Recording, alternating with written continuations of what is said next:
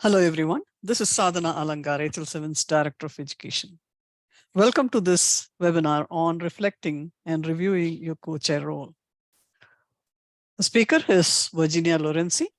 She is the Secretary of the HL7 Board, co-chair of the Patient Empowerment Work Group, and she's a member of the Executive Committee, Policy Advisory Committee, the Education Advisory Council, and the Governance and Operation Council.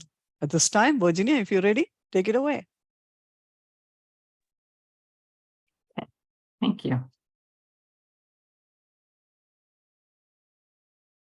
So first thing is thank you for all of you that have come. That's a big deal. Like, you're trying to figure out how you can do a better job at co-chairing and thanks for even stepping up and serving in this role for HL7. It is quite an important servant role within our organization. So very much appreciate it.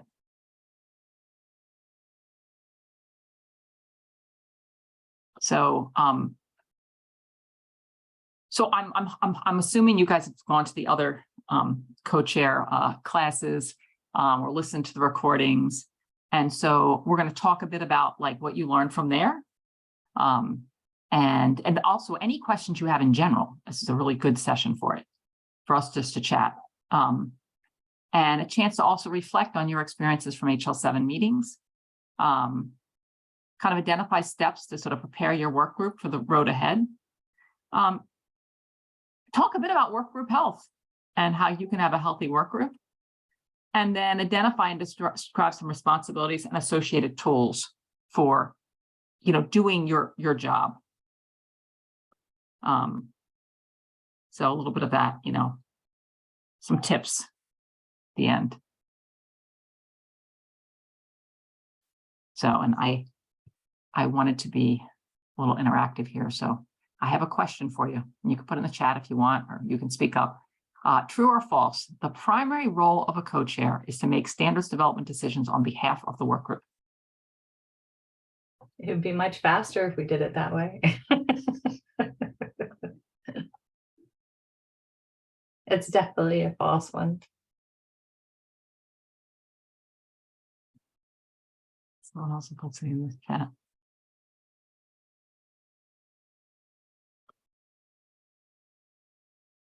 Okay. I would agree. Instead, our role is to facilitate. So we're supposed to be supporting everyone as they do their best thinking and practice.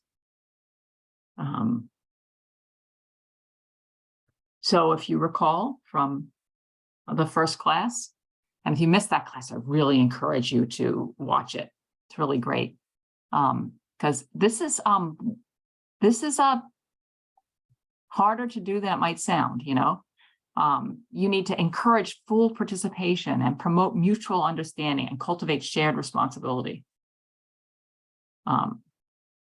By doing this, you enable group members to find inclusive solutions and build sustainable agreements, which is why if I made a decision, it's nowhere near as useful as the work group making a decision, because it's sustainable when the work group does it, because they've all bought into it. And they've done their best thinking. True or false? Maybe do this in the chat. Co-chairs are not allowed to voice their opinion.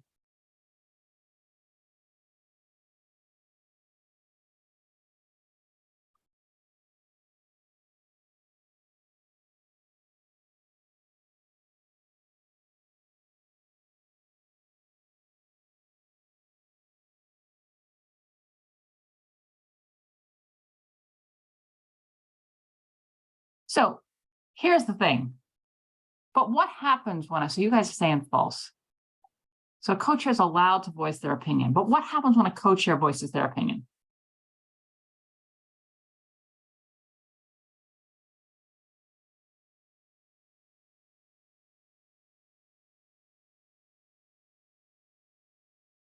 What could be a consequence of a co-chair voicing their opinion?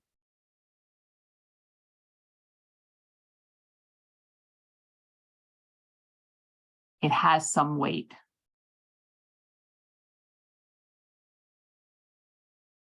Yeah. Right, really good comments in the chat. So because we're being recorded. So, you know, one of the problems is it could influence others in the group. And a co-chair has, because they're a leader, you know, when the leader voices their opinion, sometimes other people quiet down and they take what the leader says as what should be, or they feel if they disagree, they might feel intimidated. So it's just something to think about. Like, it's more important to get everyone else's opinion. And, you know, if you could express your opinion later, that'd be better. And yeah, trying to make it clear that it's your opinion, it's not you in the co-chair role. You know, I mean, every once in a while you can have your opinion on something that really isn't the co-chair role. Like, it's my opinion that we need to renew the calendar entry in hl7.org. But so voice your opinion, but realize that when you do, it affects things. And so be careful how you do it by saying, I'm taking my co-chair hat off, and just think about, try to practice not voicing your opinion as quickly. And instead of encourage other people, ask questions, try to get other people's opinions. And the other problem is, it's not just the problem with wonderful thing with HL7 is we have co-chairs. So one thing I have found that happens is you have so many co-chairs that while you as a co-chair might decide to shut up, another co-chair puts their opinion in, and then it's just a meeting of the co-chairs with other people watching. So it's just something to kind of talk in your co-chair group about how we really have to be getting the opinions of everyone in the group. You know, because, you know, you might be the one chairing the meeting and the other people aren't. So maybe they're not even wearing the chairing hat at that moment, but there's still leadership of the group. Just something to think about. We're never going to be perfect at this, but we could be a lot better than we are sometimes in HL7. And I don't know if you guys have ever been in a meeting where the co-chairs are dominating all the discussions. Has anyone been in a meeting like that? I mean, I've chaired meetings like that, so I'm speaking from my own experience. Just remembering that you wield power by being a co-chair.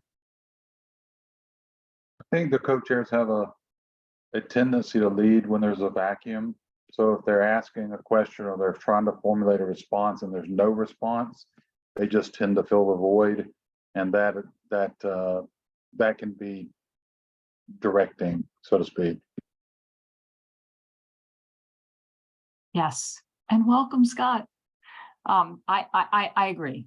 And the other thing is, you just said that they want to fill a void, and I'm pretty sure Abdul talks about this, about not being afraid of silence.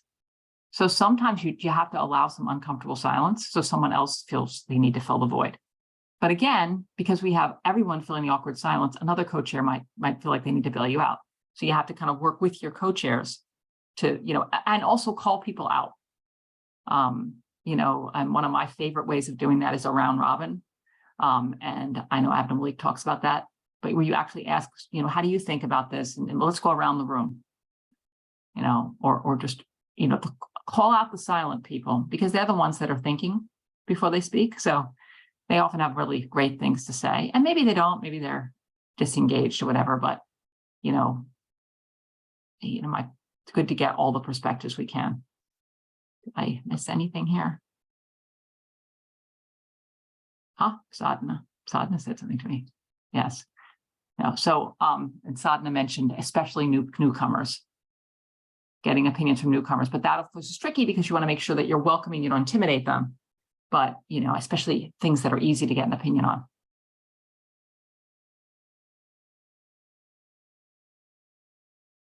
So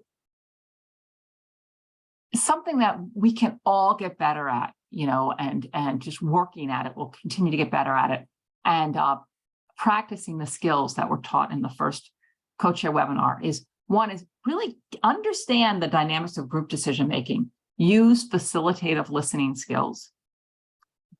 And, you know, unfortunately, our work groups and our and between work groups, there can sometimes be difficult dynamics. And, you try to deal with them in a good way. Like, don't run away from them. Don't, try to not let it get too emotional. And kind of realize that everyone is kind of right from their perspective. So have some appreciation of where other people are coming from. And again, use these principles for building sustainable agreements.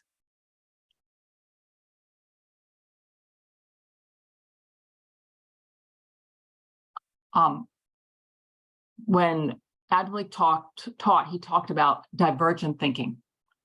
It's a very important part of our standards process. And I want to know what you like or dislike about divergent thinking.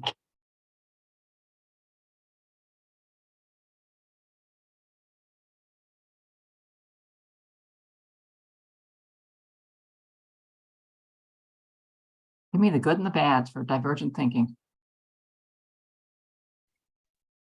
It's this is Michelle. So what I've seen this in a positive way is it helps you to kind of look from multiple different angles that you wouldn't have been looking at originally. But then there's also I guess I've also seen it go in a negative way, which I think is probably part of the co-chair role is keeping everybody focused and on task. You see people diving into rabbit holes and one-off situations that kind of divert the attention of the group away from coming to some kind of a conclusion. Yeah, going off on tangents Yeah. is a problem. On the other hand, sometimes those tangents are thoughts that need to be expressed, even if only briefly. So what I like about that, Scott, is like, I actually think the co-chair role is to support both. Mm-hmm. It's to encourage and support divergent thinking so that you get like good ideas on the table and then bring it back and focus.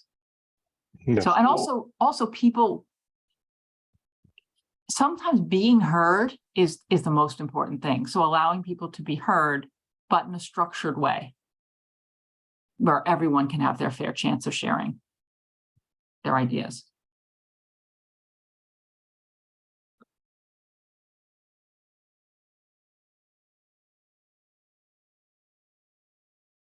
And another thing to think about sometimes is the way people might express their ideas or may like, and how people interact might be affected by cultural differences. So just some things to know. So kind of knowing who the people you have, who, getting to know people individually really helps. Just recently in a meeting like that, where I just, one person was more direct than the other person is comfortable with. So remember, there's this dynamics of group decision making, which starts out with divergent thinking, and then we have convergent thinking, and then we get to that synthesis and refinements. And, oh my goodness, I watched how we said, how can we solve this problem using fire? And people said, you can use this resource, no, that resource, no, that resource, no, that resource. And we said, okay, we'll try them all. And then trying to get it down to like playing one of those singing show games. Right, by the way. I'm teaching. Okay, sorry. Sorry about that. When it was like a singing show, we had to pick the final contestant, and still there are people that are like, we really should have used that resource. So, and sometimes at that point, there is an acknowledged negative ballot, that you acknowledge that there is some dissension. And the person's heard, and who knows, maybe there is something, and even though you all converge on one idea, one of those divergent ideas is maybe a better idea, and we'll learn that 3 years later. But we have to get somewhere to get moving. So something that he brought up, if you recall, was this whole concept of groan zone. And this can get very uncomfortable. And I don't know if you guys have experienced this. And this is where I would say some of the most heated debates I have seen at HL7 is when we get into like architectural discussions. And I want to build my house this way. No, I think the house should be built that way. And it is, people can get pretty passionate about this geeky stuff. I don't know. Have you seen it? Anyone seen a passionate discussion about like what terminology to use or what resource or data type, or anyone seen that before? My ground That's is Chris. Yeah, I've seen it in the formation and implementation guides when we're doing things like should and shall. When you're trying to figure the cardinality, and some business processes need it and some don't. Yep. It's hard. It's hard getting through that, and people can get pretty strong. And you know what? People have a lot of good ideas, but at some point, like, you have to build the house, and you're just gonna make decisions and you're gonna build.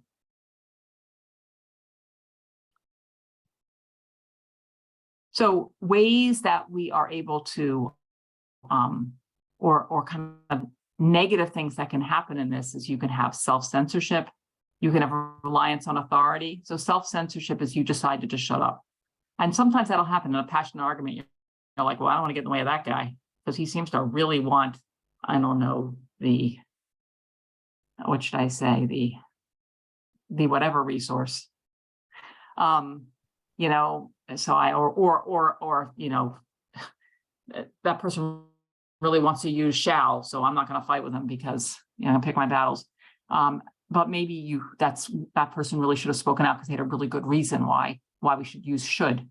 And then reliance on authority. And this is where, like, co-chair says we should do this, and everyone's like, okay, co-chair said it must be great. Or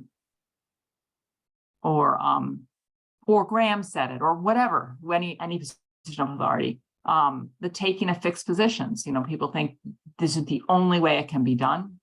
And truth be told, there's more than one way to do this. And a win-lose mentality.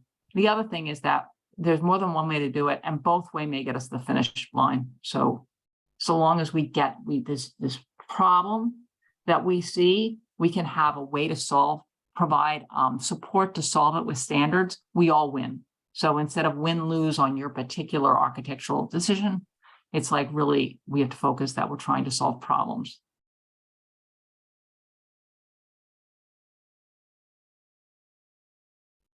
Anyway, just remind you that, because this is really important. And then we go from the competing frames of reference to shared framework of understanding. And I've seen it done before. And one of the things about HL7, we have such great community and we do such great teamwork. So it happens. And part of that, where we go in the grown zone together and we come out on the other side, is part of what kind of has kept our community so great over the years. So, and a lot of that happens with great HL7 facilitation. And I want to know if you've ever seen that. Have you ever attended a call or a work group and were impressed by the facilitation? And I'm also very excited, and Scott knows this, he's a repeat customer. I love it when people call out people that they think are great facilitators. And of course, you are one of those great facilitators. Thank Thank you. Sometimes I don't think I'm always a great facilitator. When I get very excited about something, it depends what. I mean, but you walk your talk. You do that. You will encourage people to speak. But you do have your opinions and you do state them, and I would think that well, in the times I've seen it, you and other good facilitators, can express an opinion, but make it very known that this is an opinion for consideration, not a decision or trying to pull in one direction. Although at some point you are pulling people together toward consensus, that's a little different than just, as being a participant in the discussion itself. But Thank you. I appreciate that. I'm not just I think, I'm not just you know, trying to be nice to the teacher. but I think you would identify with this because you've been doing this for years yourself, that like in just the process of being self-aware, sometimes I can like step away and be like, oh, I'm out of line. Yeah. How do I control that woman? And I see other people do this, and I'm just like, oh, why can't I be more like him? I've seen Hans facilitate a meeting beautifully. Abdul Malik, like, I mean, I've just seen things where I just like, you know, I've been in a meeting where I just so much feel a certain way, and they will let me express my piece. I will walk out not getting my way, and I will be so happy. And I'll be like, how did they do that? And yeah, I know HSS, of course, your group would get heated. Think about what the problems you're trying to solve in that group. This is, you know, this is really important stuff that you guys are trying to solve, and it's going to get heated in that room. And I'm very glad to know that you have a facilitator who is able to help Michelle. That's really interesting. And the other good thing with this is just kind of knowing what room to kind of walk into and get advice like that. You know, when we have virtual meetings, like when we had the virtual meetings during the pandemic, we're going to have one in January. One of the benefits of that is that you can, you know how we all can't be in every room, right? And as co-chairs, you end up in the same room a lot of the time, right? This year with your group, but you'd like to be able to go to the other working group meetings. But one of the advantages of virtual is we recorded all those sessions on Huba. So I was able to, you know, mow the lawn to the tune of other co-chairs facilitating. And it really interesting to see everyone working and being able to like help people get through the groan zone. So it's a suggestion I have for you for January, like kind of, but in September, step into another room. If you've got a break, step into another room and watch how they're doing things, or join a different call.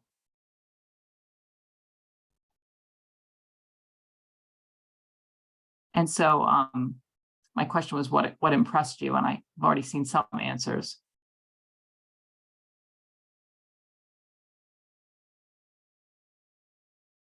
But then there's the other side, and that's not so great at HL7 facilitation. And, you know, what are some examples of facilitation you've seen that you thought, you know, is not so great? Things that people have done that you felt have just not been good from a facilitation perspective. We won't name names on this one, okay? Or work groups. Just some behaviors. Well, I can't think of a specific hardline terrible behavior, but I have been in some where there wasn't really an organizational structure to begin the meeting, so it just felt like it floundered. And that doesn't happen often. Usually there is kind of an agenda, but a few times, and they're just not very fruitful. Yeah, disorganized, floundered, sure. I think others, to some degree, are successful in putting things in a parking lot when we start getting into a rabbit hole that consumes the whole meeting, you know, and some facilitators are quick enough to recognize that that's getting us off target, and then others let it drag off a little longer. There are just varying degrees of recognition that we're off task. Yeah, you know, parking lot is just a nice tool, right? But I've seen a lot of times we don't use it.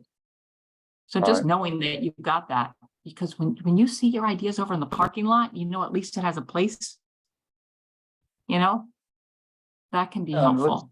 It lets them see their idea, let them know it's valuable, but just not the right time to discuss it, and we can pick it up another time. Right. Any other things not so great? I've seen poor use of email when we talk about facilitation. Can you all hear me? Yeah. Okay. I can. Where, you know, an email is sent out on a group list, and one of the people on the group list bring up kind of a subtopic that ended up turning into a rant. And while obviously if it was a rant, then people are upset about it. And there was 3 or 4 people that were chiming into it. So it was clearly something that there was a handful of people who had concerns.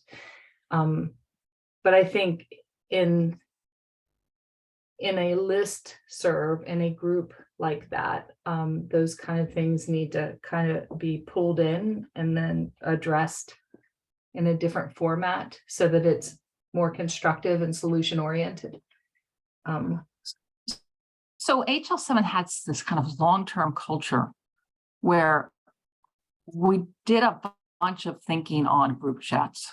We used it on listservs, and then we moved it over to Zulip. And if you go to Zulip, there'll be lots of stuff back and forth, and sometimes it's really good. And people are being direct, so that can seem put you off.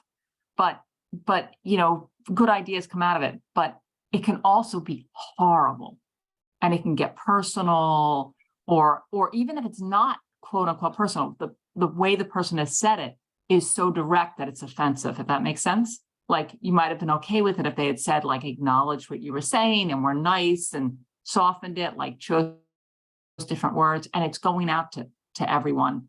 Now, we all know that, like, what we put in email is harder to pull back, you know?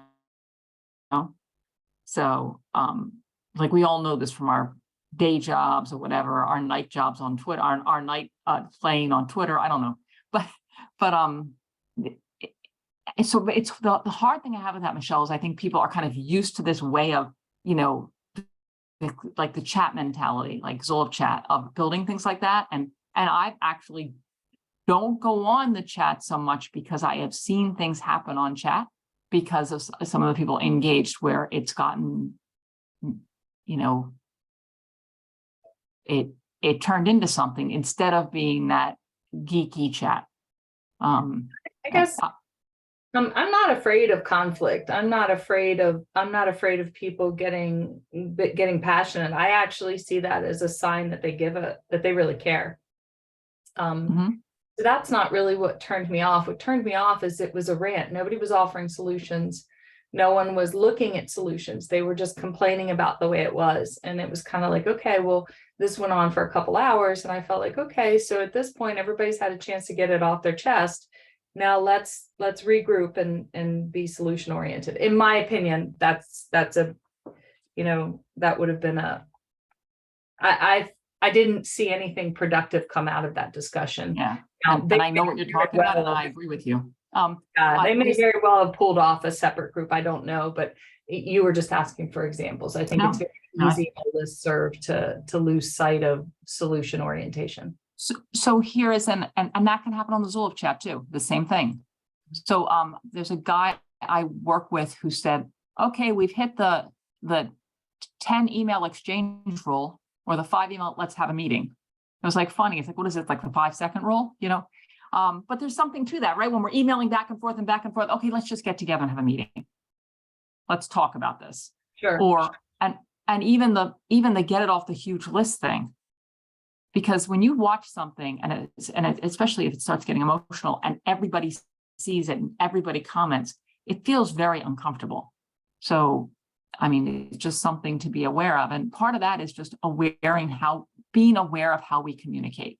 And as co-chairs in HL7, we are also, you know, we got glass houses here. Like, we're supposed to be, we need to be extra careful on how we are representing things, because we need to model behavior, right? We could really turn people off and be like, I don't buy this organization. Look at these people yelling, you know, over here, and, you know, this turns me off. I'm not interested. And then they vote by walking away, you know, which is unfair. Any other, like, not so great HL7 facilitation?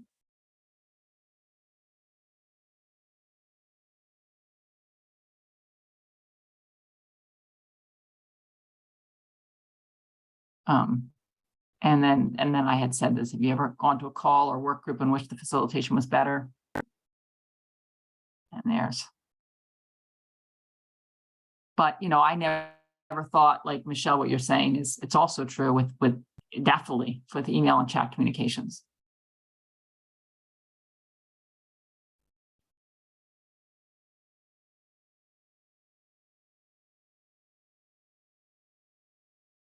But otherwise, we're good. I'll move on. And so for facilitators in training, which we all are, and we can all do better. And maybe we're better when we get a good night's sleep. And, you know, the dog isn't being too whiny. I don't know. So a question I have for you is, you know, like really have you ever facilitated a meeting at HL7? And I think everyone on this call, but except for Rona, but maybe there are newcomers here that wasn't on the beginning. Let's see. I don't know. I see Robbie. I want to know of everyone here, and Kathy, have you ever facilitated a meeting at HL7, which could be, it could be a call, it could be at the working group meeting that we just had in May. And I just wanted to know if you've ever facilitated a meeting. So, okay. Yeah, yeah, I have facilitated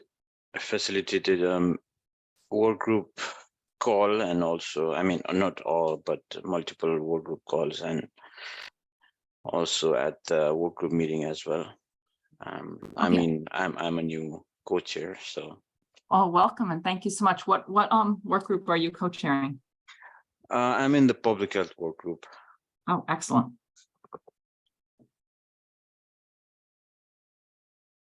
So yeah, I mean, regarding the feeling, I feel, I mean, it was something when I started, it was, I think it was, I mean, I was part of the public health work group since a while, as a passive listener or kind of like occasional contributor, I guess. But in terms of facilitating, it was a little intimidating for me at first. I think I'm still getting used to it now. Probably getting more comfortable. So yeah, but fortunately, until now, there has, at least when I have been in the meeting I facilitated, there has been no serious discussions at that level that, I mean, the co-chair needs to intervene in some way or something like that. So, you know, we can hold a baby and play with it and stuff, or play with someone else's kids, but there's nothing like having your own, right? It's just totally unprepared for that. And I have to say that I participated, like you, in work group meetings for years before I became a co-chair. And even though, like, I was there, motions were happening, all this stuff was happening, I was watching facilitation happen. Crossing that line, I felt completely like awkward myself.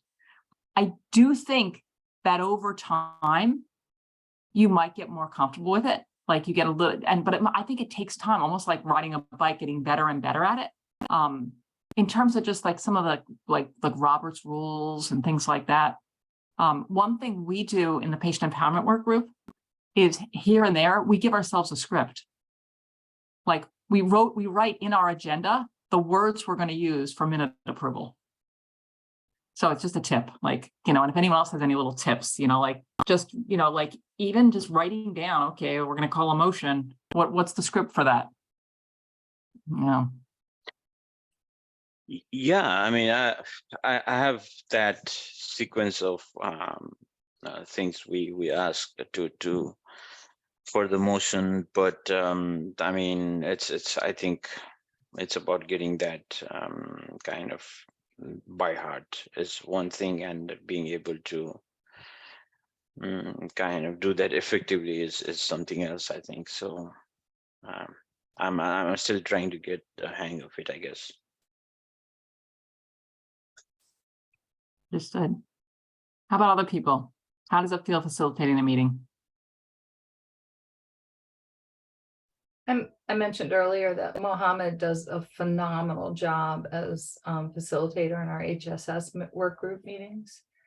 So the times that he's had me step in, he was great. He met with me before the first time I stepped in to facilitate, went through, what the expectation was, what the main topics of the meeting would be. We did have a vote during that. So he went through the rules and process of how that would happen. And I say all of that because it was amazing. So we're not the last round of co-chairs to be joining our groups. We will all be co-chairs with new co-chairs coming on. So passing that along I will make sure that when we have new chairs join, that I do the same for them that he did for me. In addition to preparing me for it, which helped immensely, during the call, he was on the call taking notes and kind of cued me very gently to keep me on track. If I were to stray or anything like that. So it felt good, and I felt confident doing it, to be able to manage the discussion, because I knew he was there as well to help me through it if I needed it. Oh, very nice. Now we get heated, but we're a good group. You should come check it out. Same, like, how can you not get heated with what you're talking about? Yeah.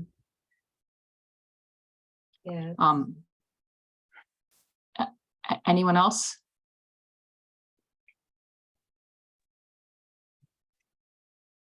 Any feelings on facilitating? And that is just a really good tip right there, is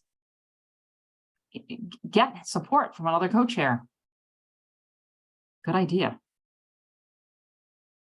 Yes, Chris, I work in a strategy division in my business, so I'm trained and sort of used to facilitating. Not that you can't always learn something, but I think it helps me to have a really clear understanding. When people come in that room, the first question I put on the board before the agenda is, why are you here? A lot of times I tell them why you're here. Now, you wouldn't do that in your regular work group meetings, but maybe if you had a special one-off meeting, and then at the end of it, you ask them, did we answer that right?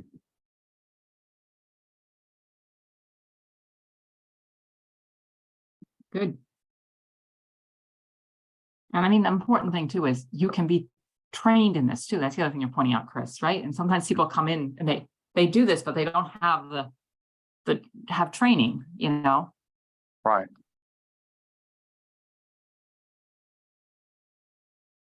And then I just was interested if people got to do this, but it looks like many of you have, and we already talked about how it felt, and so I don't know, I have that repeated. So, but I don't know, am I going the wrong direction? No. So I think I've covered this enough. Well, no, actually, what are the challenges of facilitating a meeting?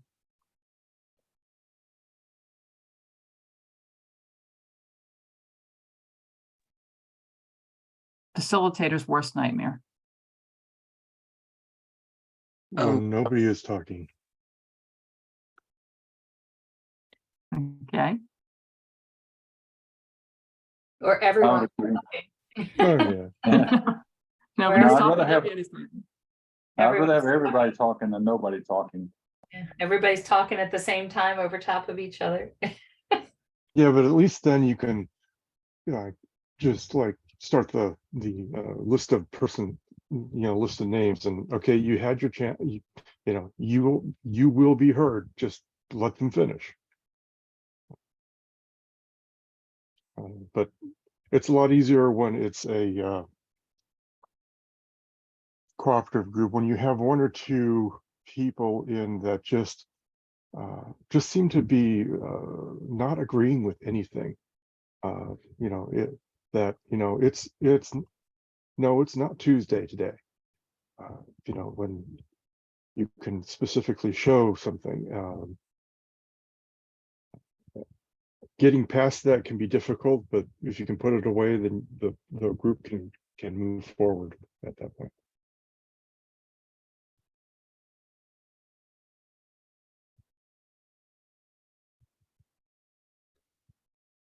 And really, that's how I've had to deal with those, is acknowledge that, they want to say something, and acknowledge, what they say. And it may or may not be actually relevant, but they get to say what they want to say.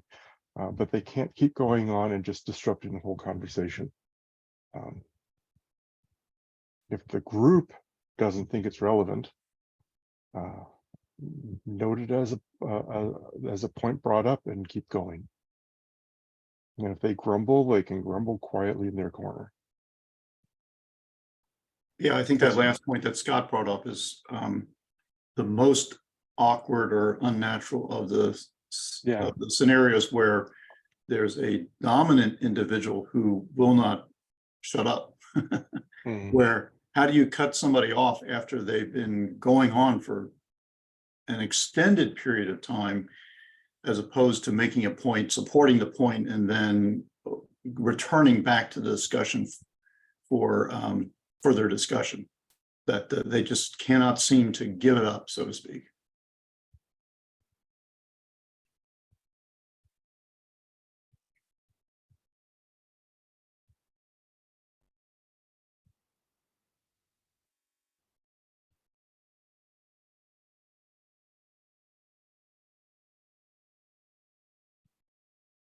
I was in a meeting recently where someone walked out, and another meeting where someone left a call.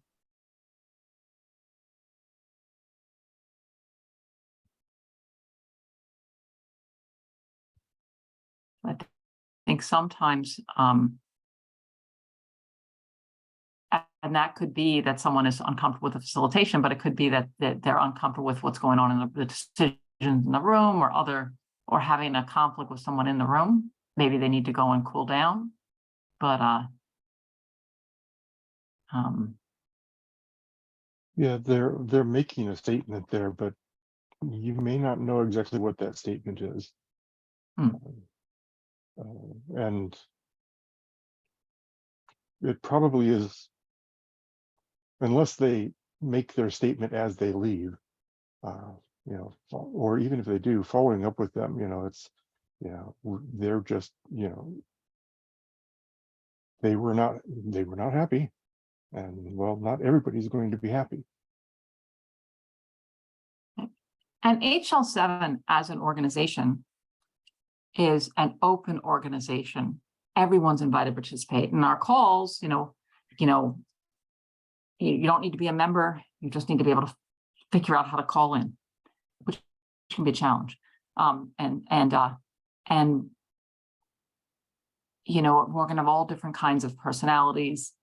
So, we need to be open and welcoming and inclusive, and at the same time, support the group, not let an individual get in the way of the group's progress and other people in the group. And in HL7, we have our antitrust agreement, which we're supposed to have in the beginning. You guys know this, right? At the beginning of every agenda, you're supposed to have that. You can just have it documented in the minutes, so to tell people to read it. But we're not supposed to be like making these deals between competitors or whatever. And we also have a code of conduct. So having people be aware of those things is good. It sets some ground rules, but I think that things are going to happen. And even if it's a very innocent way, like you describe, where the person goes on and on and on, other people can feel like, well, why did I come here? Like, we couldn't even stick to an agenda, right? So even if it's like an innocent thing, it's like, it still can be an issue, but it could also be something that's not, where the person's arguing, and sometimes other people in the group will be like, I'm just not going to go. I guess one thing that kind of concerns me sometimes is hearing that, oh, that person is difficult to get along with, who's working within our community, because it's a shame, because that person may be someone who's contributing an amazing amount, and other times might be wonderful, but maybe in certain situations, they're really rubbing someone the wrong way or whatever. So what I like to think of is that at the end of the day, what we're trying to do is bigger than any one of us. So we have to kind of get together and rally around our mission. And we have the mission of HL7, and we have the mission that slice of that mission that each one of our work groups is trying to do. And I'll bring up Michelle as an example. And I don't know what your mission statement says, but I'm sure it's something that I would just gobble up and want to have it for dinner, because they're trying to make this world a more just place from a disparity perspective. I know our mission in patient empowerment is a really corny mission. They're really trying to empower patients. But there are a lot of really important missions like that we're all trying to accomplish. So maybe sometimes reminding people, like, we care about solving this problem, and we might all we might think differently, but we care the same, and we all want this bigger thing that's bigger than any of us. So we kind of need to work together, and having differences of opinions and actually having different styles of getting things done actually helps us get things done. I mean, there's things where someone else, like, there are people that I'm not like that person. I'm just wired a different way. But I really like the way they're wired, and I really respect them. I don't know if that makes any sense. And like, we both have gifts, and we both bring to the table, and we both have weaknesses, and that's just part of it. So I don't know if that helps at all, if when you're thinking of things, of trying to get people to pull together, but it's a problem. And then Michelle, you brought this up in such a beautiful way. And one of the problems, I think, is that sometimes we try to go alone, but we don't have to go alone. We are not alone. We have so much support. We have fellow co-chairs, and frankly, there is no limit on the number of co-chairs. So you can have more co-chairs. You just have to be careful that you, as co-chairs, that you are encouraging the non-co-chairs to participate and feel that they are empowered and valuable in the work that they're doing. But co-chairs are a great team.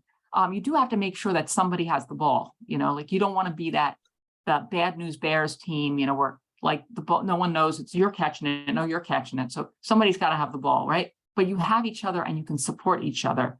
I was at the working group meeting in May of last year when my mom got sick, and it was just like, and we had green co-chairs, and it was just like, here, you need to do this and this and this, and I was out of there. You need to be able to pass the ball, and other people run with it.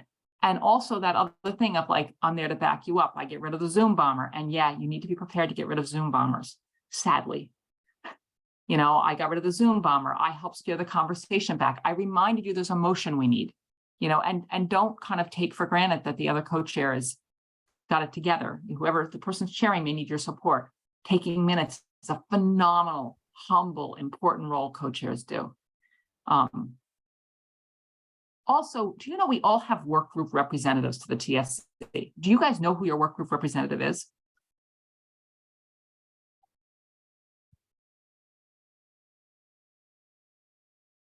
Okay, so if you don't know who your work group representative is, do you know how you could possibly find that out? How would you go about finding that out?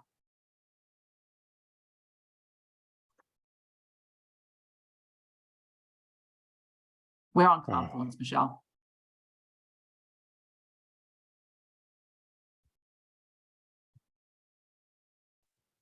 Well, Chris, go ahead and try that. Ask the current co-chair. I don't know if that works.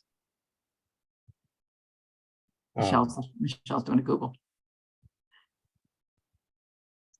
Because they might know, but they might not. I'm not Googling it. I'm looking on my Confluence page so I can inform the group. Oh, I don't mind if you Google it. That's fine. You can do whatever you want. You can chat GPT this. I don't care. Actually, my way of finding out something like that has always been, I'm in pharmacy, so I ask Melva Peters, because she. Yeah. So, and this like makes me want to cry, but. Yeah. So Virginia, this is Jimmy. I'm going to ask you a more basic question. What is a work group representative?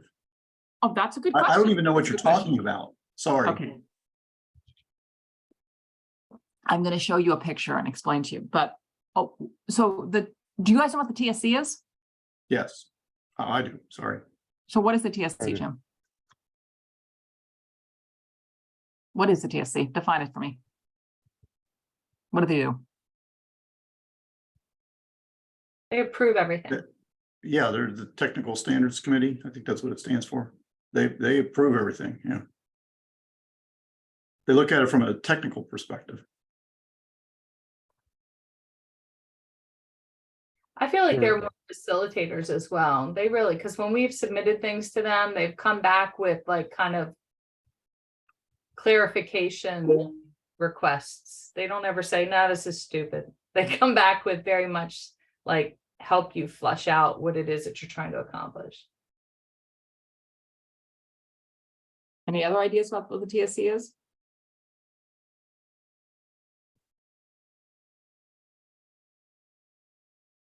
And it's not the Technical Standards Committee, by the way. Yeah, I'm trying to, Technical I steering knew committee. you would say that. I'm trying to remember what the acronym stands for without looking it up.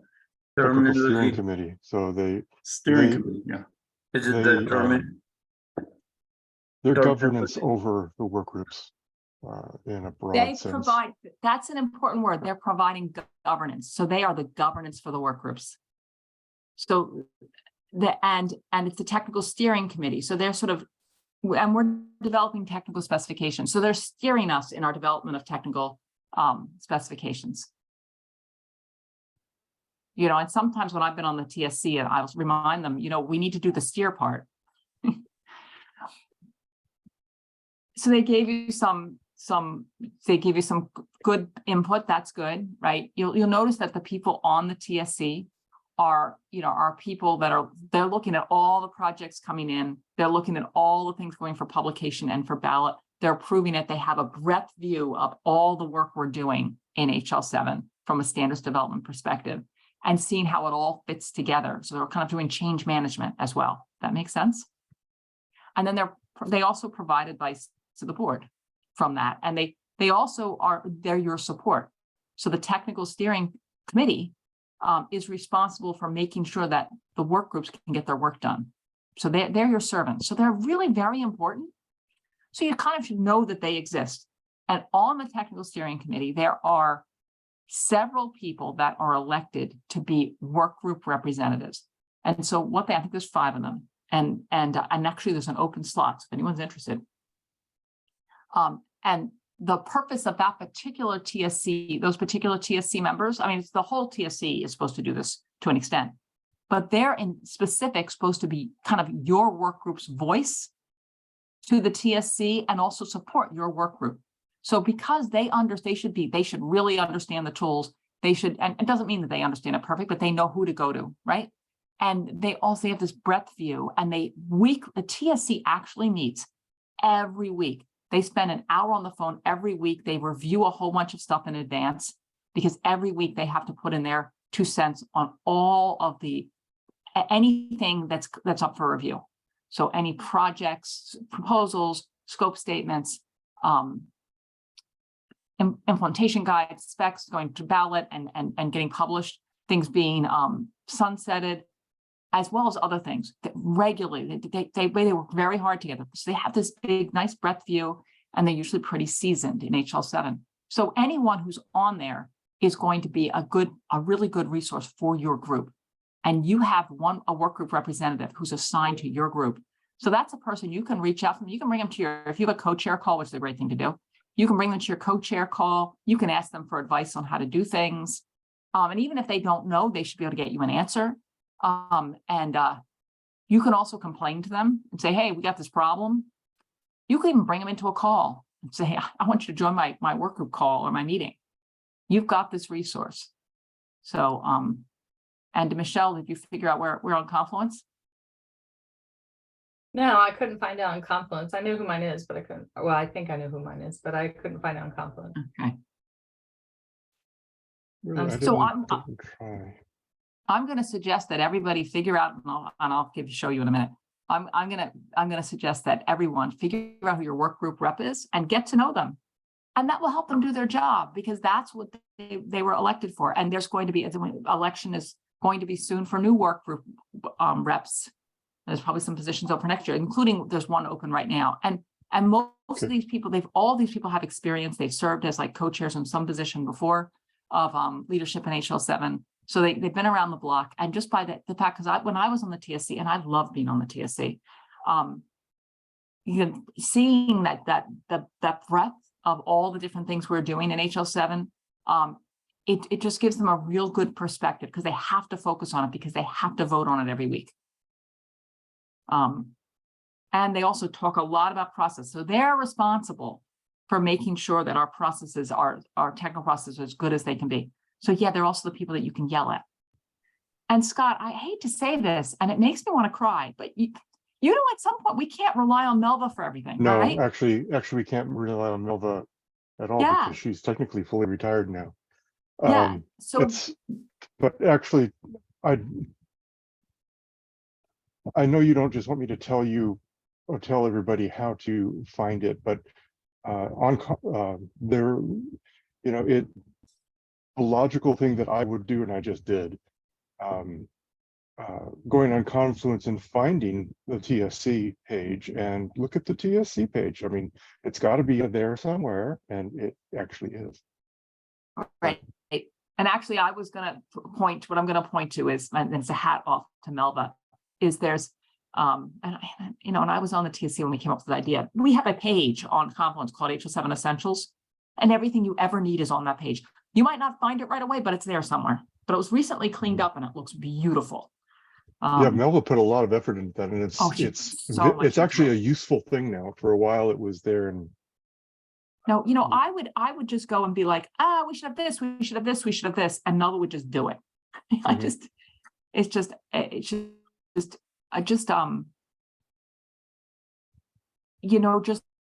She's an example of what I would say that she and I are not the same person. You know, we have different strengths and different weaknesses, I would say.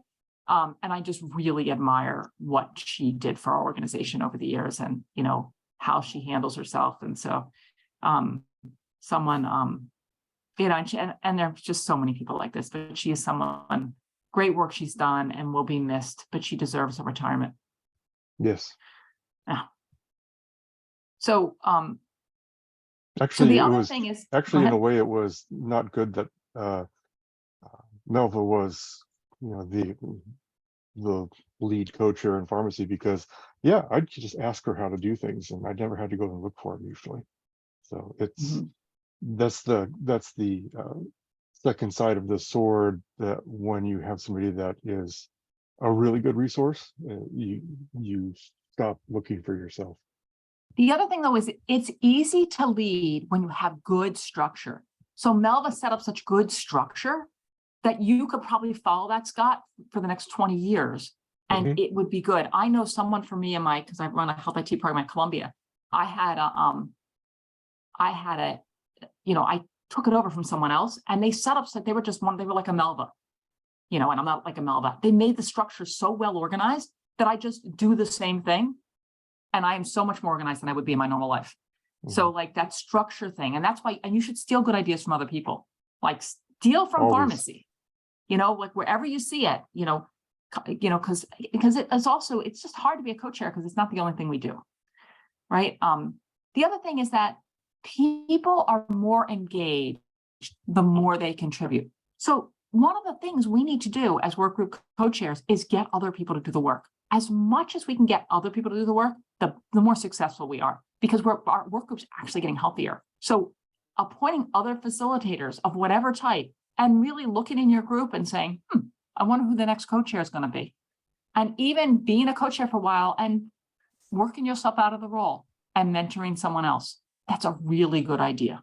And maybe getting someone in the role, you know, and this kind of things like the more people we have in roles of leadership that look like other people, you know, the better, you know. And one example is putting someone in leadership who, you know, is younger than 60, as an example. You know, I don't know, but they're just, you know, and Sadhana, I mean, I love Sadhana for this, but if you ever watch what she has done, she has just done a great job in the Education Advisory Council, making sure that we have, you know, younger people represented, people from all these different countries, gender, races. Like she really, it's a beautiful, like how she's carefully done it. She even has 2 meeting times. She has a meeting time at 8 o'clock at night one day, which I can make because I stay up, but it's good for other people in certain time zones. And then she has the 7 a.m. meeting for the other people. Like she's really thinking about how can I be global and be more supportive, because the time zone thing can be a real issue for participation too. but you're allowed to appoint other facilitators or encourage them. Oh, there's a project, let them run that project. Great. You know, and they don't have to do it alone. You can have 2 project facilitators, 3, whatever. Vocabulary facilitator, publishing facilitator, get people to take on whatever role they can and recognize them for that. Maybe you invent a kind of facilitator or a kind of role. You know, if someone wants to be your minute taker, great, take the minutes. Let other people, because when people put skin in the game, they're that much more invested in your cause. The other thing that I think people just don't realize is that the staff can help you. And those who do realize, they just know that these people are like indispensable. Like, you know, and examples like, okay, let's say it's 2 weeks before the working group meeting, and you realize that you really needed to have a joint meeting with pharmacy. Who do you call? Who do you email? I totally forgot to put in that. We need pharmacy. We need to meet. Who would you contact? I'm sorry. You're way late. I'm sorry, Virginia. I gotta go. Okay. I know am I over time? I'm not, right? No, Okay. I'm overtime. Sorry. Okay. So who would you contact if you realize that you didn't schedule things right at the working group meeting? Last minute, who'd you call? No one knows it. Mary Ann. I have no idea. No clue. Mary Ann. I have no idea. Oh, Mary Ann. And you've probably gotten emails from Mary Ann. Mary Ann can make it all better. She might get annoyed with you here and there if you're always the exception, but she can make it all better. I'm telling you, she can make Hoover look the way you want it to look. She can make meetings happen. She can get your room. She can change the size of your room. Anything related to our meetings, she just makes it happen. But if you don't know, have no idea, the staff, they know each other. So you reach out to any staff person, like if you went to Sodden and said, oh, I need this room, Sodden would be like, oh, Mary Ann's over here, I'll talk to her. I'll contact Mary Ann. So any one of them will help you, right? But Mary Ann's your go-to person for any of our events. And Sonia, you correct me if I get any of this wrong. Okay, what about you are just in the project, you're trying to get your project scope statement done. You don't know where it ended up. Somehow, I don't know, you did something wrong. You approved it by accident in your work group. It is completely botched up. Somehow you don't know what to do. You just don't even know what the process is at this point. Really, to admit it, you really are just stuck. Who would you go to?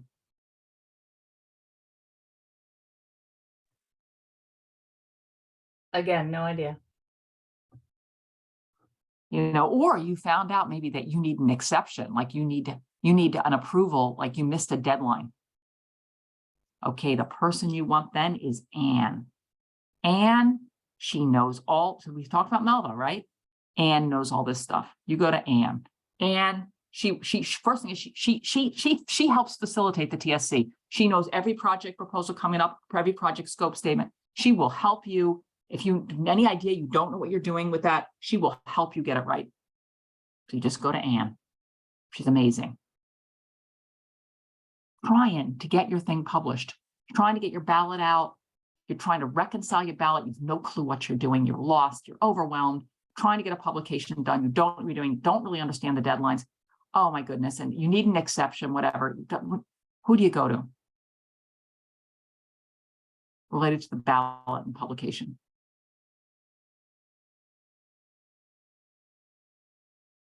Is this information that you're giving us right now on that essentials page? I'm not sure. Maybe it should be. Yeah, like this is really helpful. And I'm looking around my desk going, where could I put this that I actually will know where it is when I need it? But I will tell you again, you ask any one of the staff and they will point you. Okay. So this one is, and if you look at the names, it actually is like, oh, that makes sense. The director of meetings would help me with this. The ed project manager would help me with this, but like, I don't know if you know that, or even realize, like, because the staff, the staff is like, they're like, I don't mean to stereotype, but they're like mom. You know how like mom just does all the stuff that you take her for granted? They do all this stuff to make HL7 successful. So we don't see it, you know, but they know what they're doing and they're really helpful. So Lynn is she is the master of ballots and publications. You go to her, she knows everything about it. She'll tell you why you're lost and what you need to do. So there's Lynn. And Lynn, if you don't know, is a really good singer. So, and it's got a good fashion sense. Sometimes you'll see that the staff will all be wearing like a new scarf or something. And I'm pretty sure that's Lynn's doing. Is that right, Sadhana? Yes. You there, Sadhana? Yes. Yeah. Okay. But yeah, there's a recording of Lynn singing the blues about interoperability at Dev Days, which is really impressive, I have to say, and hysterical.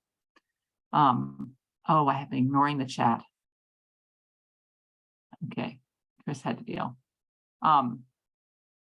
So, but, and then, you know, oh no, I can't get, my Zoom's not working. I don't know why my Zoom's not working. That's Eric. And I can't figure out Confluence or Jira. I do not know how to use Confluence. How do I copy a page? What do I do over here? I just need a hack so I can do this. I don't know how to do a Jira search. That's Josh. So there's many people in here that can help you. And the other thing is that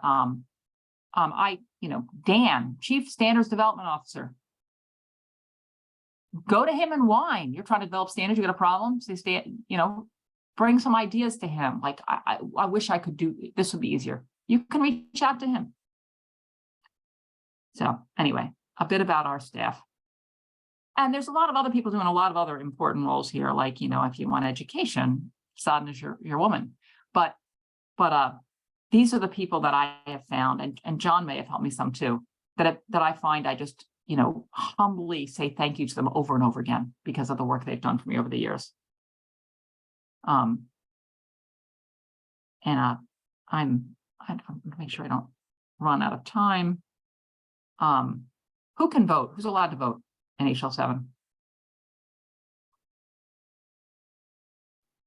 Members, but not co-chairs, if I remember correctly. Interesting. And what can members vote for? Oh, I don't know. I don't know if there's we've had ballots and stuff that we've, or moving it to ballot, a vote to move a potential project to ballot is what we were voting on. But I don't know the extensive list, sorry. So, on every work group call, anyone on the call can vote. You don't have to check to see if the members or not. And in terms of voting for co-chairs, anyone on the co-chair list can vote. We're not checking. I don't think we check for members there either. If you want to vote on a ballot and you're not a member, you can pay money to vote. You do need to be a member to vote for the board or to vote for some other positions. So Virginia, I thought at work group calls, the way we've been operating is anybody who's attending the call can vote, except for the individual who's functioning as the chair. Yeah, I'm sorry I did leave that out. And then Michelle said that too. Absolutely. The person who's functioning as chair can't vote, but anyone else can. And when you get your, so here's some, I'm going to quick end with some hacks. So one thing is for people to really be properly engaged in your group, you're going to want to make sure they have signed up to hl7.org. That's free. Grab the meeting invite and add it to their calendar. Or maybe you have your own meeting invite, but make sure they're on hl7.org. You're going to want to make sure they're on the list server. One, because you get important messages there, but also because that's how we count who's in the group. You want them to get a Confluence account, and you'll notice if you don't sign into Confluence, like sometimes things don't work right. So they need the account, they need to sign in to see some things, and then they should click watch on your page and tree so that they can see any updates. And chat.fire.org, they should sign in there. And if you have a chat there, watch your chat. And with Confluence, we also get Jira. So Virginia, can I ask you to back up? So this is a kind of very basic question. but I have never been able to get the calendar to work correctly. Who do I call about trying to figure out why I cannot get one particular calendar to sync? It's the pharmacy work group calendar, by the way, specifically. I wish Scott were still on the call here because I would start with Eric. Eric, okay, thank you. Yeah. And I think all of them had all of their emails are on the staff page. Sadhna, feel free to interrupt me if you think I got that wrong. Thank you. And the calendar, by the way, is a weird tool. I have a slide on that somewhere. Yeah, I've gotten a different calendar to work. That's the issue. Is I can get one of the calendars to work. I can't get two calendars to work. Yeah.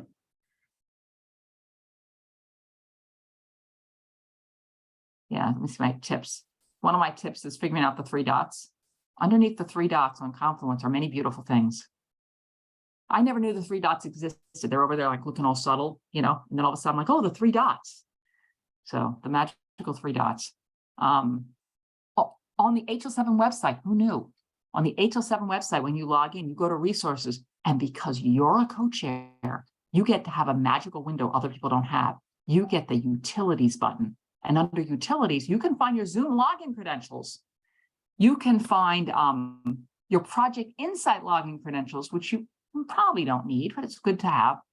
And you also have, there's also this handy email list for work groups. So like if I need to invite pharmacy to do a joint meeting with me, and then I have to look up every email of all the darn pharmacy co-chairs, what a pain in the neck. But I can get an email list of all the, and just take that list and put it right in my email. Very handy, very good when you're in joint meetings. If you click on reports, you can get the health metrics for your work group. And you can also find them on Confluence.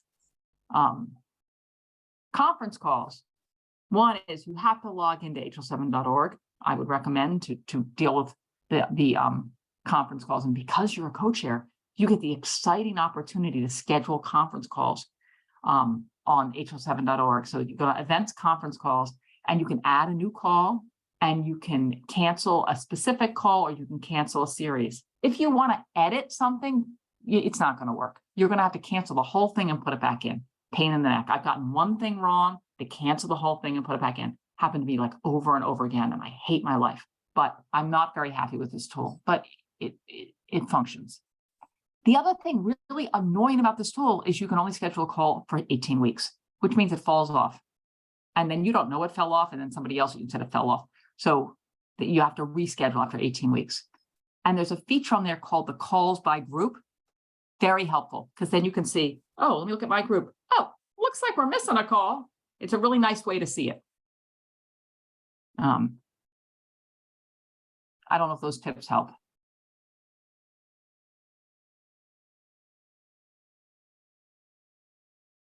And then if you go to Confluence, if you want to know what are the work groups, what's the information on the latest Connect-a-thon, where can I find HL7 calendars, which are really important? Where can I find the work group reps? Where can I find these webinars on co-chair and the co-chair handbook, mind you? Where can I find the process for projects or the decision-making practices, the default decision-making practices, all of that, HL7 Essentials. Okay, just go to HL7 Essentials. And if you're on chat.fire.org, another little hack is use a question mark. And that gives you all sorts of keyboard shortcuts, including how to get to the end of a stream, which is very important. Because chat.fire.org, if you just sign up now, you'll be totally intimidated, because it's like you'll realize that you're like millions of messages behind or something. So knowing how to like navigate the streams helps. I'm out of time, so I'm going to work backwards. Sadhna, I want to put some things in the slide with answers on some of these to make it more useful.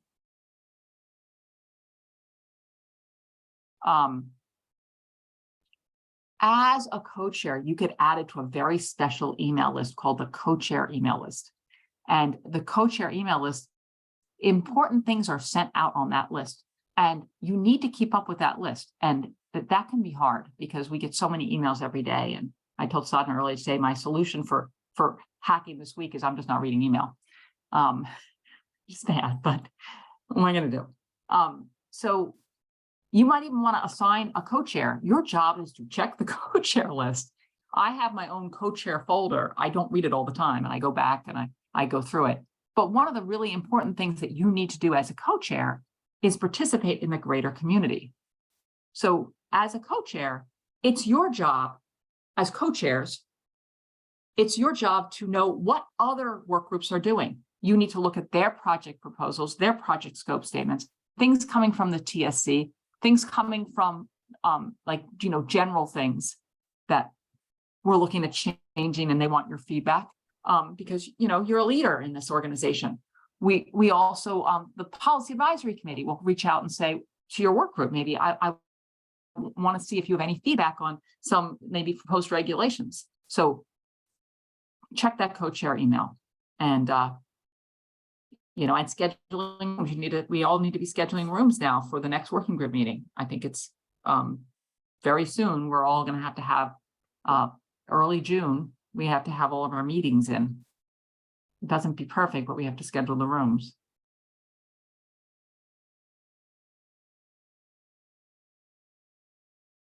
And this says that list. I miss anything? And it's really good to have joint meetings. Your joint meetings at the working group meeting. Go to other joint meetings. Maybe there's one that people should be inviting to. They're not. Check other agendas. Co-sponsor projects. And participate in the monthly webinars. So they used to be co-chair webinars. Now they're like open to anyone, but they really were meant for co-chairs. So go to these monthly webinars that the TSC holds. And go to the dinner on Monday nights at the working group meeting.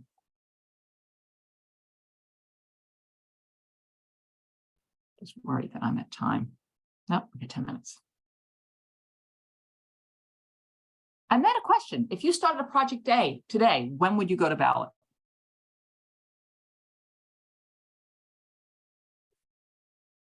It's the ballot cycles related to the work group meetings, isn't it? Isn't it in sync with the work group meetings?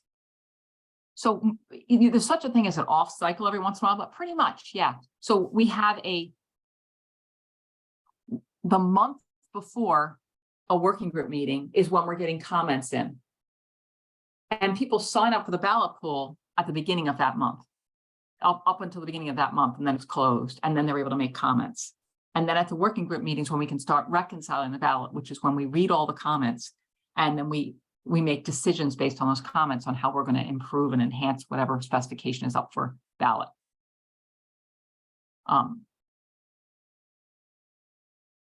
If you wanted to start a project today, you start with the little project proposal, and then you move to the scope statement. People know that, right? And that's both done in JIRA, but you can find that from HL7 Essentials. I want to go here. This is a really important, and again, on HL7 Essentials, but a really important thing to get used to is the calendar. Have people played with the calendar at all? I have not. Okay, very useful. But if you don't understand it, talk to Lynn, talk to Anne, okay? You can get help from the staff on this. Talk to your work group rep. Talk to other more senior co-chairs who might understand or might not. There's different kinds of calendars that you could look at, but sometimes I just like looking at the whole thing. I can't make the little box disappear now. Go away. Ah, now I got a different view. Okay. One of the problems is if you want to get somewhere with if you want to get a project done in HL7, there's all these deadlines, right? And so you got to make sure you make the right deadlines. So this can help you kind of make a calendar of all the different steps you need to do.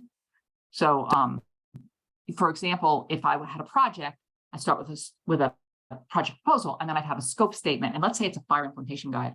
Well, I may need to, or another one, I may need to go to the management group, may need to approve something.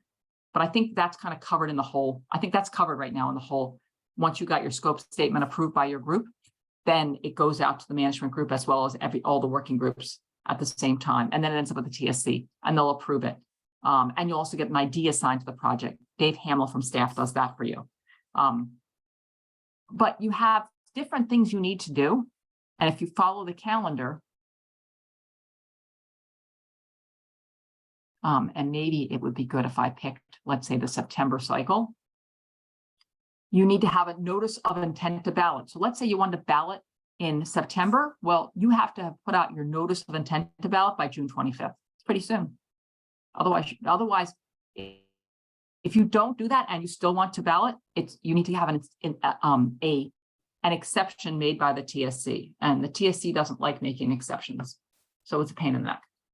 And all of this is so we have enough advance notice on things. You also need to make sure you have your IG proposal approval, and so you have multiple things that you need in advance here. And then if you did miss the deadline, there's also an appeal deadline.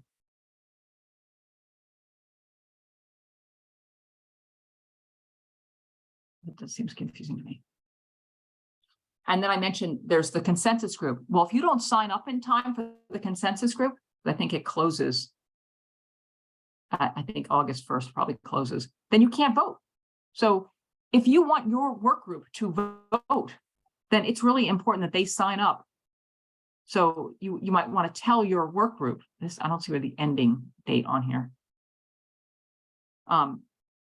It's really important that you tell your work group, don't forget to sign up to vote. So let them know. And the reason why we do this in advance is then we can make sure we have the right balance for of different stakeholders. It helps us have a more fair and inclusive ballot. So I recommend that you spend time on the calendar. And I have developed when I develop a project plan for a project, I use the HL7 calendar to help us figure out what dates we're going to pick. But make sure when then you find out that you can't, you're going to be a year behind, make sure you update your dates and tell people you're updating your dates, tell staff. I would tell Dave Hamill in particular, and that will keep your gold star because people want to know the right dates, what your current project plan is. Virginia, is there a place where you've got a Gantt chart-like representation of all those things that need to be done? Or some other representation that is more visual, shall we say? So there is something on essentials that's really nice. Okay. Which is like, go here if you have a project, and it shows a whole bunch of the steps. So I recommend you look at that. And then in JIRA, when you're trying to get a project approved, you will see under JIRA that it shows a timeline too. But it might not, you might not see all the actual dates though, that are for the cycle you want to do. So that's why the calendar is really useful, because it's the actual dates that you need to kind of align with. There's also a checklist. So if you're doing a fire IG, there's a checklist, but you have to fill out the checklist after you've done everything. So it's kind of annoying to me. And I say, can we just do the checklist as we go along? But you might want to go to find the checklist, the fire IG checklist, and get all the steps, which is probably in some of the help for that. So you know those are the things you're going to have to do. Sometimes I feel a bit when I'm doing a project in HL7 or trying to get something to ballot that I'm Dorothy trying to get home. But we are continually making our process better. The project process right now is so much better than it was a year ago. It really is. Like we had all these other steps that we had to get through. We had this whole other middleman division, the steering division, which has gone away. But I'm sure we can get better. And there was recently a survey, which I hope you all participated in. The TSC did a survey, about what, and they specifically asked us. And if you haven't done the survey, it's still open, I believe, where you can complain as much as you want about anything you find as a burden. They talk about clinician burden, patient burden. I like to talk about co-chair burden. The idea is I would like every single one of you to work at the top of your license and be able to do meaningful work. But we need to have process. We need to have minutes. We need, we need to have formality. We need to make sure we're engaging stakeholders. We need to have transparency, and we need to have organization. So while we need all of those things, we also need to be able to actually make life better for people that don't have an address, right? Using interoperability to help, which is a mission that maybe Michelle's group is doing. We need to actually make things better in the world. And sometimes the red tape of, can slow us down. So like finding out ways that we can hack through it, get rid of red tape we should always be in search of that. And because you guys are the end users of this, you should speak up, and you're smart. So if you say, hey, I'm doing this thing, if I had it this way, it would be better, and maybe you had an idea like that. Can you give me a sample Gantt chart that I can always copy and fill in dates, right? Maybe after this, I'm gonna go to Dan and Jean and send it to them. And I used to deal with Melva all the time. Be like, hey, if we just had this, it'd be better. And she would keep doing documentation. So I can go to Melva. And then there's this annoying thing called the Healthy HL7 work group, where, you get a gold star if you do a certain amount of things right, sort of gamified HL7 here. And then if you mess up something, you could lose your gold star. And I'm really big on having my gold star. So like our group doesn't get a gold star, I'm like heartbroken. And I think at the meeting before last, we had our gold star and they did not put us on the list. And I was so upset. And Jean had to announce it in the morning meeting because, to make sure that I wasn't upset, to make sure everyone knew patient empowerment got our gold star, because we worked very hard to get in gold star territory. While the gold star thing might seem silly, the reason we should embrace it is because if you have a gold star, that means that you have active projects. So you have a pulse, you're healthy, you have a pulse, you have active projects, and your projects are kind of completing in a timely manner, so that's good. It also means that you have transparency, that other people can go to Confluence, they can go to Jira, and they can see, they know what your work group is, who your leadership is, all the different meetings that you're having, minutes, agendas, and they can feel welcome. They can know they can go there and know it, find that. And they can also see what you're about, because they'll see your mission and charter. And also the other thing about having a mission and charter and having a SWOT is that means that you have a vision. You have a vision and a strategy. So that's important. And participating, like in elections of coaches, participating is important because it's not just about your work group, it's how you're participating with the whole technical steering committee in general, with all the work groups together. What else is on here? That you plan for the work group meeting, that you participate in the work group meetings. That's really important. We need to have our work group showing up at meetings. So, and we've tried to make that easier on our co-chairs and on our stakeholders to allow for being more inclusive by including a virtual meeting in our meetings. So, you'll see that January is virtual, but we also think that there's a lot of value of showing up in person. So as much as possible, show up and have your working group have a presence at these meetings. And you don't have to have maybe a work group really doesn't need to exist anymore. Maybe a work group would do better if it was combined with another work group. There's reasons to do that. So you should think about that. Like, you don't have to have a work group just to have a work group. So please embrace this healthy work group idea. Did I have a slide? Did I get it? I'm not even on here. Good.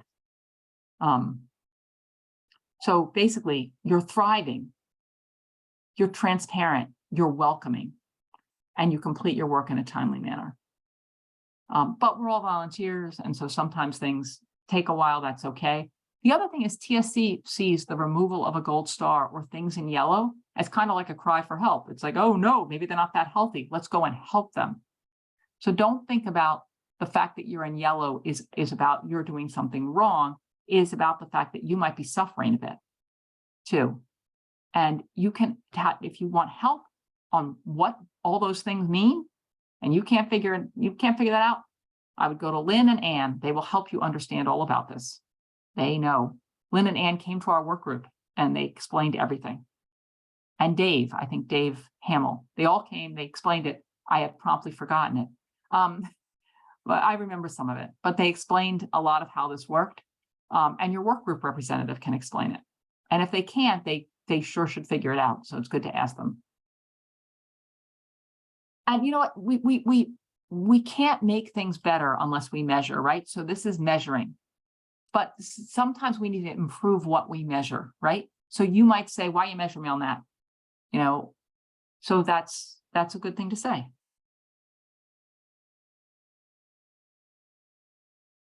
And you said all this, I'm doing everything backwards.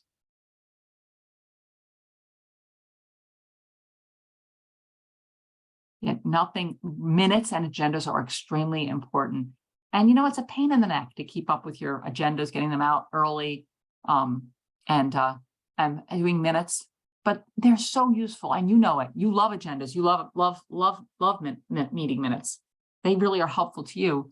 So we need to make sure that everyone has that. And you don't, as a co-chair, you don't have to take minutes. You could convince someone else to take minutes for your group. Oh, we're at time. I don't mean to, so I can stop. But I will stay on like a little bit more time if anyone has any more questions. I think maybe everyone's gone. Thanks a lot, Virginia. Thank you so much. Okay. Thanks a lot for your questions. It was a good discussion.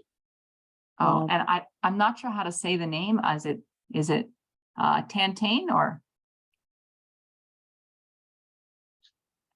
I want to welcome you. He stepped away. Thank you so much, Virginia. And as I said, we will send the recording later in the evening or tomorrow morning. And thank you all for joining. And I'm going to stop the recording now. You can stay back if you have questions.